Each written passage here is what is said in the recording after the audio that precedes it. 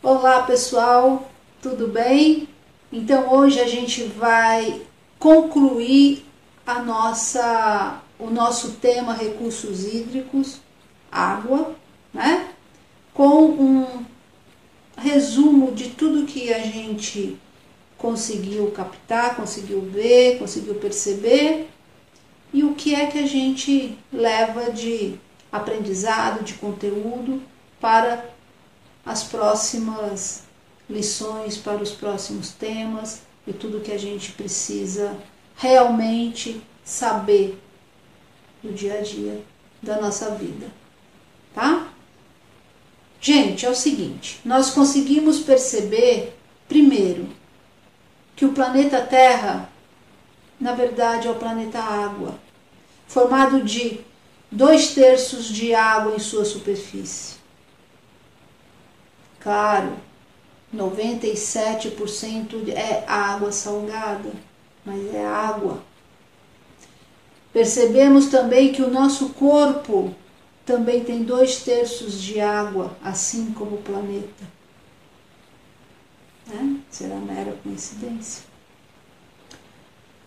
A importância da água para todos os seres vivos. Nenhum ser vivo deste planeta que respire oxigênio no seu ciclo vive sem água. Todas as células são formadas por 2/3 de água, certo?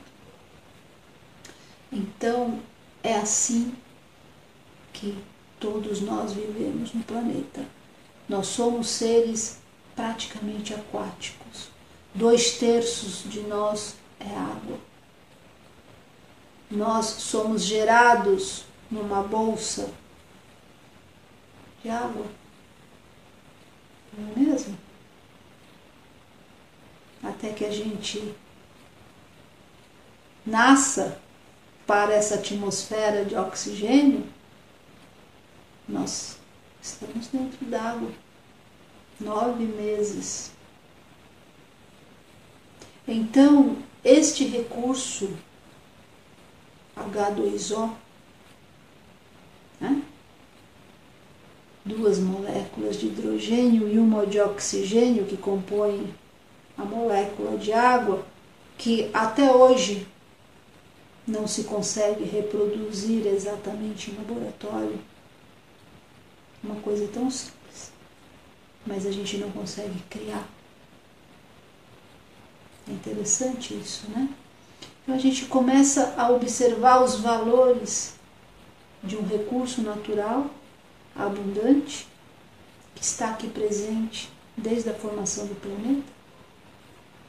Recurso natural que segue um ciclo da natureza, um ciclo hidrológico de evaporar, condensar, precipitar em forma de chuva, infiltrar, correr nos rios, abastecer os oceanos, infiltrar no subsolo, abastecer o lençol freático, os aquíferos de água mineral subterrânea, certo? E esse ciclo é ad infinito. Qualquer alteração que nós, seres humanos, ou qualquer ser vivo, tentar fazer, prejudica o sistema, causa um impacto. E esses impactos, sem a sabedoria, normalmente são impactos danosos, são impactos negativos.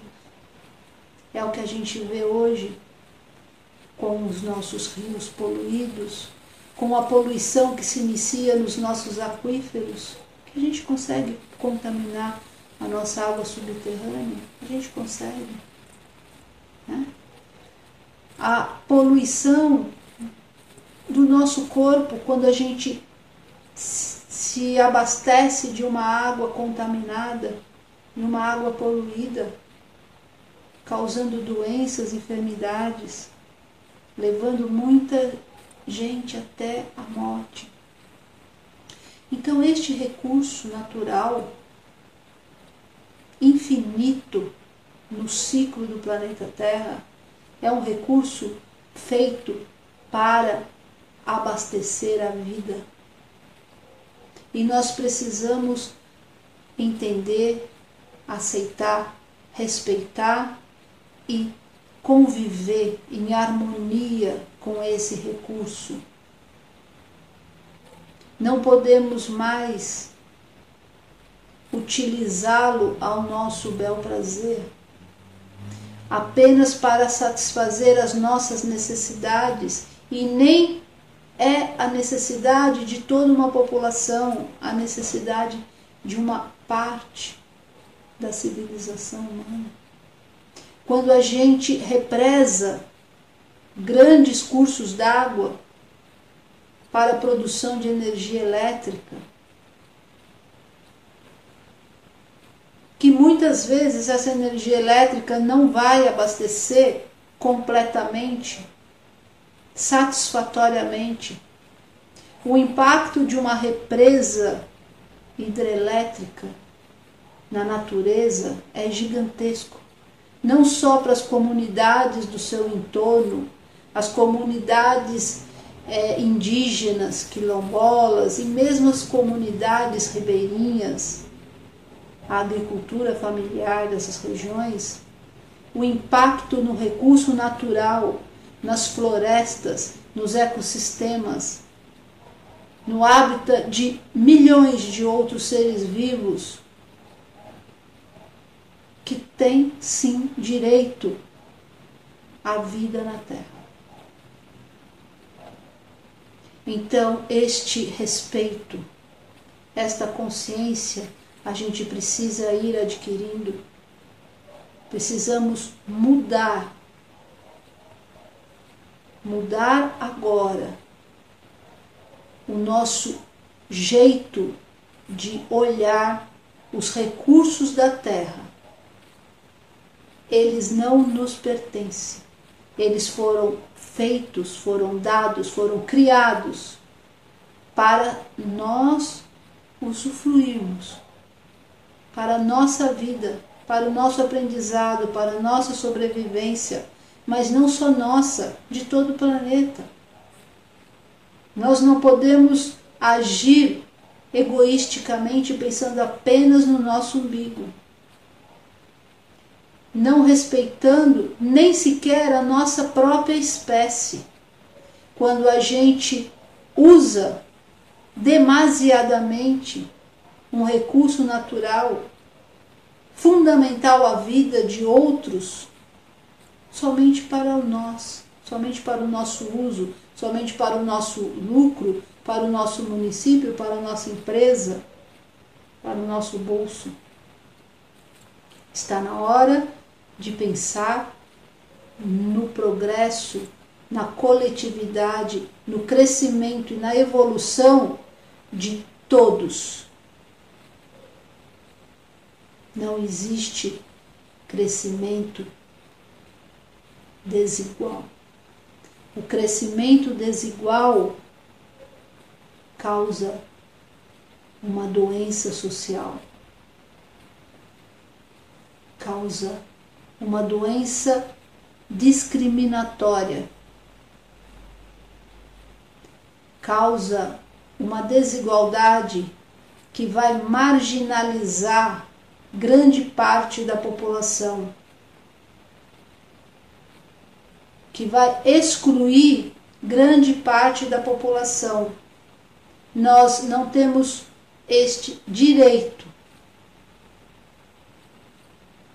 e temos sim o dever de proteger o recurso hídrico, água, e proteger todos que dependam deste recurso para a sua sobrevivência. Este é o dever de cada cidadão planetário. Aí eu quero trazer para vocês outras questões que a gente precisa começar a observar com relação à água. A água, ela está em todo o sistema produtivo. Então hoje a gente não pode falar que a gente está consumindo água somente quando estamos nos alimentando de vegetais, de líquidos. Nós estamos consumindo água em toda a produção.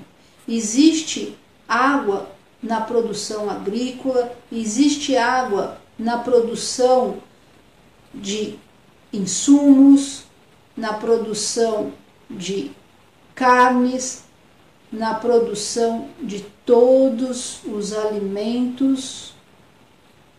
Se utiliza água na produção dos veículos, na produção dos imóveis, das nossas casas, dos nossos prédios.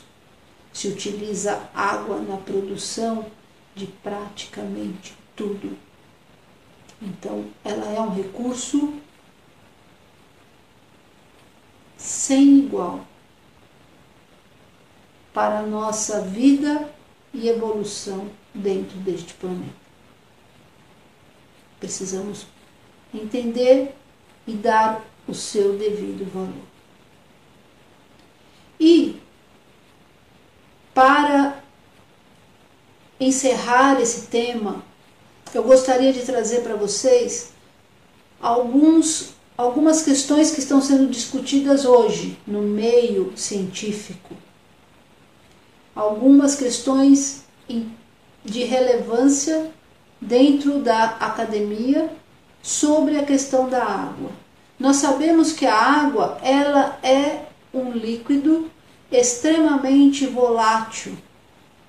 Significa que, além de ter o poder de estar em vários estados,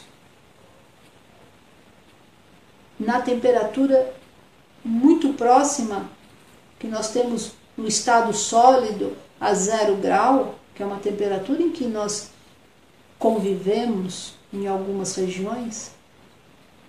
Nós temos a água em estado de vapor. Nós temos a água em estado líquido. Então nós temos a água no estado gasoso, no estado sólido, no estado líquido. Pouquíssimas substâncias minerais nós conseguimos observar os 3 estados em temperaturas muito dentro da faixa em que a gente habita. Então, é um recurso muito diferente. Ela é um recurso fantástico. Eu quero trazer para vocês agora algumas pesquisas que estão sendo feitas com relação à questão da água, e eu vou trazer a que está mais de fácil acesso a todo mundo, que é a pesquisa do Masaru Emoto, em que ele analisou as partículas de água congelada. Ele fotografou cristais de água na sua forma congelada, para que ele pudesse ver essa diferença. E ao longo desse trabalho, ele foi observando a capacidade da transformação na forma desses cristais, dependendo da energia que esta água captava. Então ele iniciou sua pesquisa fotografando cristais de água da nascente, de água do rio, de uma água poluída, e com o passar do tempo ele foi se aprofundando em suas pesquisas. E ele passou a pesquisar o formato da água de acordo com a energia que se colocava naquele recipiente. Então ele fez testes com água que foi colocada ao som de uma música clássica e ao som de um rock heavy metal. E vocês podem analisar essa diferença. Vejam a diferença. A influência que a água recebe da energia vibratória do som. E aí ele se aprofundou ao som de palavras. E o som das palavras causavam efeito na formação desses cristais de água. E aí ele foi colocando essa pesquisa para que as pessoas pudessem observar o poder da vibração de uma determinada palavra na composição molecular do cristal de água.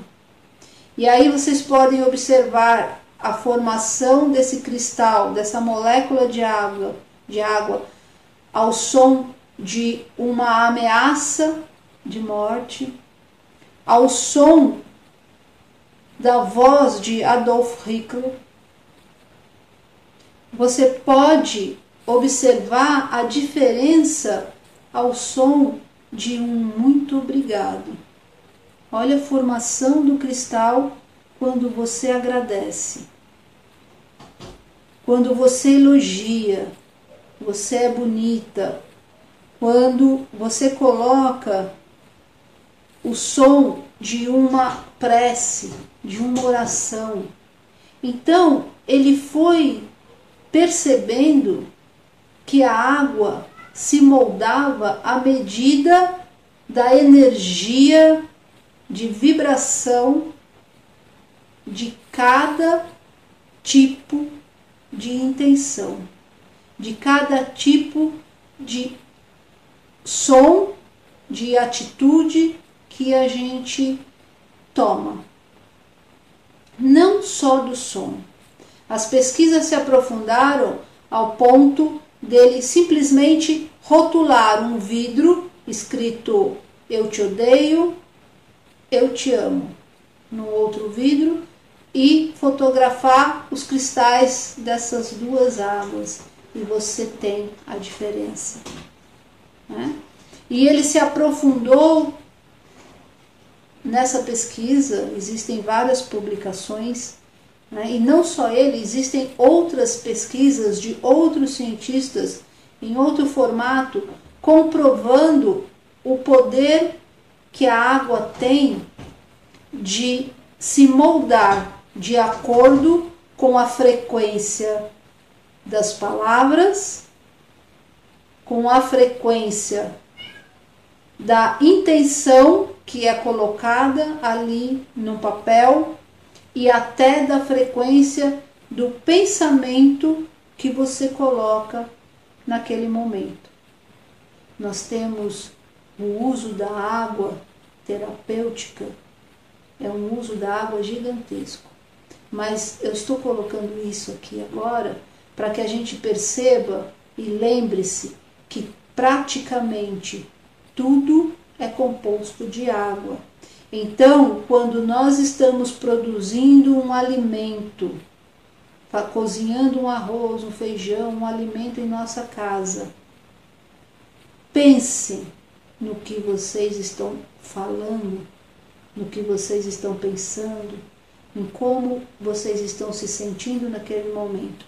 Porque toda aquela vibração energética a água está absorvendo. Existem até vários trabalhos nas escolas com crianças, foram feitos vários trabalhos mostrando o resultado de alimentos, de arroz, que foram colocados no pote palavras bonitas, em outros potes palavras de agressividade. E esses alimentos, ao fim, eles puderam ser observados, né? Que quando você colocava uma palavra, eu te amo, você é bonita, esse alimento ele durava muito mais tempo. E quando você colocava e rotulava ele com palavras ruins, pesadas, te odeio, né? Você é terrível, ele logo estragava, embolorava, apodrecia. A gente consegue perceber isso muito quando a gente cuida das nossas plantas, das nossas flores, das nossas hortas. O quanto é diferente o trato dessas plantas quando você coloca amor ou quando você não coloca. Essa experiência também já foi feita. A gente pode fazer em casa. Então, são dados científicos, mas são coisas que a gente observa no nosso dia a dia. E conhecendo melhor, a gente pode se cuidar melhor. Cuidar desse recurso natural e entender o poder que ele tem sobre nós. Nós somos 2/3 de água. Então, os nossos pensamentos, as nossas atitudes, as nossas falas, as nossas vontades, desejos e todo o ambiente em nosso entorno está direta e indiretamente falando, afetando de acordo com a vibração da intenção, da voz, do pensamento. Então, toda vez que nós estamos produzindo nosso alimento, nós precisamos nos policiar em como nós estamos agindo, pensando naquele momento. Por isso que a comida feita com amor é mais saborosa. E é verdade, a gente pode ver nos cristais. Imagina você se alimentar com esses cristais. Parecem joias, diferente de uma comida que não é feita com amor. Ela não sustenta, ela não satisfaz, ela não alimenta. Certo?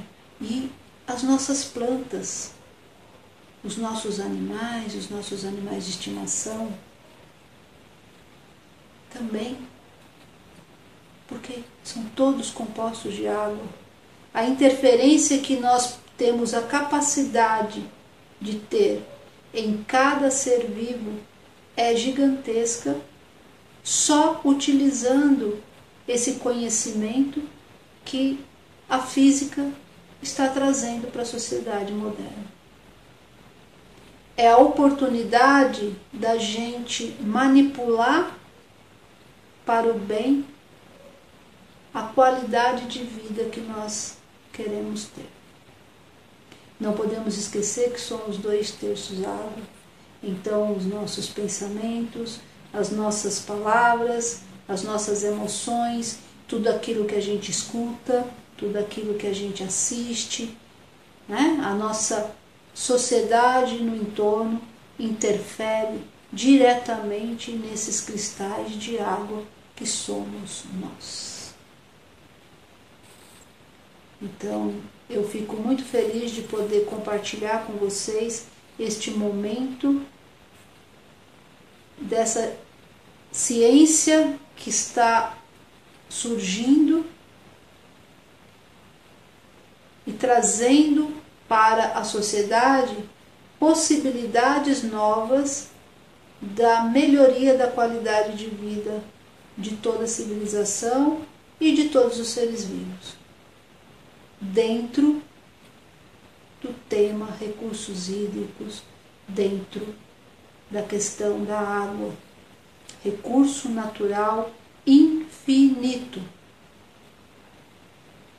A qualidade a gente altera, o recurso é infinito, dentro do ciclo da natureza, dentro do ciclo hidrológico, certo? Então, assim, eu concluo este tema e iniciaremos na próxima aula um novo tema para debatermos, tá? Fiquem com Deus, estejam todos bem, em paz. Lembre-se, os cristais, as joias que nós queremos dentro de nós. Tenham todos uma ótima semana. Gratidão.